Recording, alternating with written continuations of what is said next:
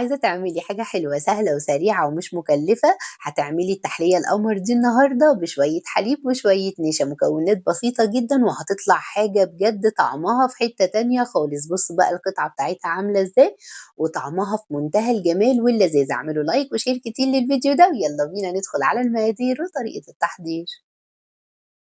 بسم الله. أول حاجة كده هنجيب الصينية بتاعتنا، أي صينية موجودة عندكم، وهنحط بسكوت سادة، أي نوع بسكوت سادة، طبقتين زي ما أنتم شايفين بالشكل ده.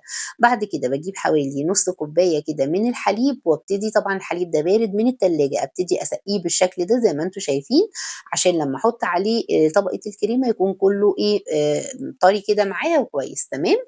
جبت هنا كوبايتين من الحليب، هاضيف عليهم 3 معالق كبار من السكر زي ما أنتم شايفين بالشكل ده، و3 معالق كبار من النشا، تمام.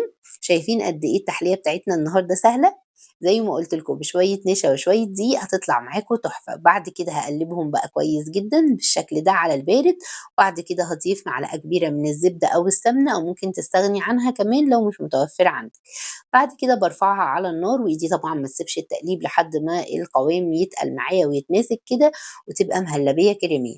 ضِفت عليها شوية من الفانيليا ودي كانت آخر حاجة هاضيفها، وبس كده هاطفّي عليها على طول، وعلى طول بقى على صينية البسكوت بتاعتنا وننزل بيها بالشكل ده. شايفين قد إيه سهلة؟ خلاص كده خلّصناها، نروح بقى نعمل طبقة كراميل كده. معايا نُص كوباية من السكر على طاسة سخنة، مش باحرّكها ولا باجي جنبها خالص غير لمّا تبدأ تلوّن بالشكل ده.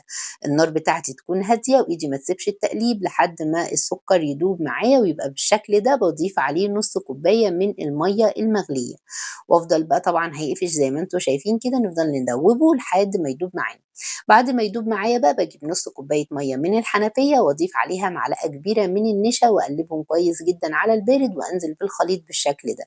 بعد كده باضيف معلقة كبيرة من الزبدة، وممكن برضه تستغني عنها ما فيش أي مشكلة، وآخر حاجة باضيفها رشة من الفانيليا، وأقلب وخلاص هو كده جاهز معايا أحلى صوص كراميل اقتصادي بالمَيّة، ولا بحليب ولا بأي حاجة.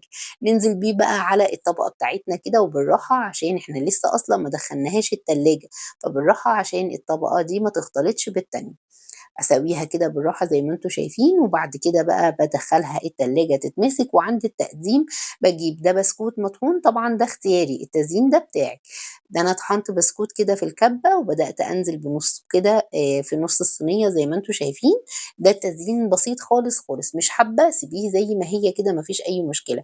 والنُص التاني قُلت أكسر اللون كده بشوية شوكولات كريسبي، وحطيت كده بسكوت الويفر، وبألف هنا وشفا بجد يا جماعة خطيرة. قد إيه بقى هي سهلة ولذيذة كده وسريعة، ما خدتش معايا وقت، وكمان لو جاي لِك ضيوف هتقدري تعمليها في 10 دقايق كده، وكمان هم هينبهروا من جمالها لإن هيفتكروا المكونات بتاعتها كتيرة جدًا، وهي مكوناتها بسيطة زي ما شُفتوا معايا كده.